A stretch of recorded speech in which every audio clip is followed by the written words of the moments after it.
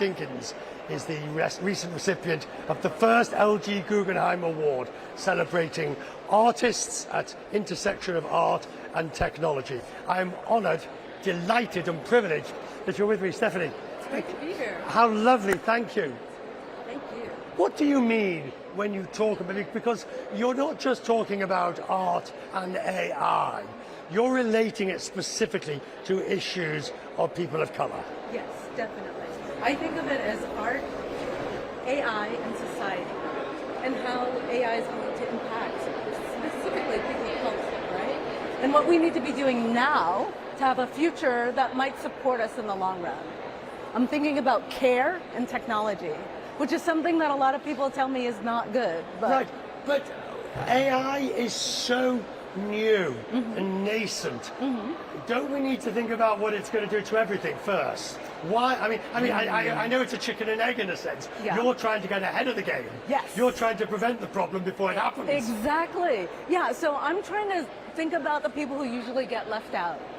Right? And so, yeah, I think some people do need to be thinking about where AI is generally, but I think it's really important that Black communities, Indigenous communities, disabled communities start thinking about where they're going to stand 10, 15, 20 years from now. How does that relate to art? Explain to me this interrelationship, because I walk around here and I see the technological pieces and I can understand the creation of art by AI could be a problem, but that's not really what you mean.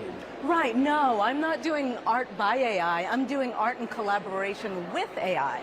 And for me, what that means is I'm playing in the field of AI to see what I can get out of it, and it's the way I express myself best. What does it mean? Give me an example. It means it's a way to think and a way to express. And it means it's a way to put my community into a system, both the art system and the AI system, in a way that I see fit. So, for example, I've made a piece that is a chatbot based on my family's history. And that thing grew from something I thought would be a memoir that simply talked about us to something I now think of as a kind of extension of the family, a new member of the family. Right? So I'm trying to push the technology to see where it can go. How do you worry that your community will be left out? Oh, I worry really that we will be flattened.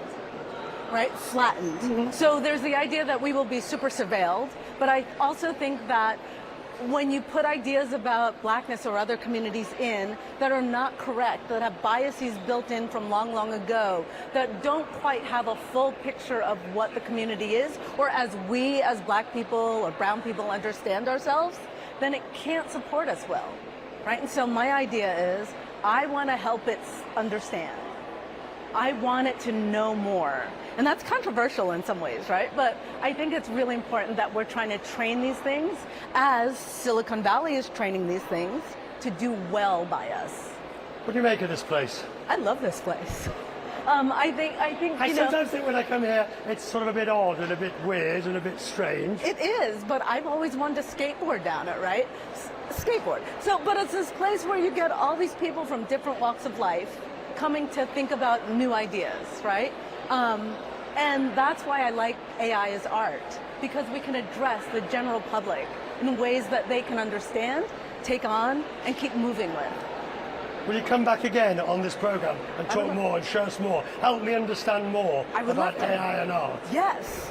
Let's do it. I don't get it yet. Okay, we'll try, right? Just think of it as thought in action in a form that is touching the future really soon. Thank you very much for coming. Thank you. Thank you for having me.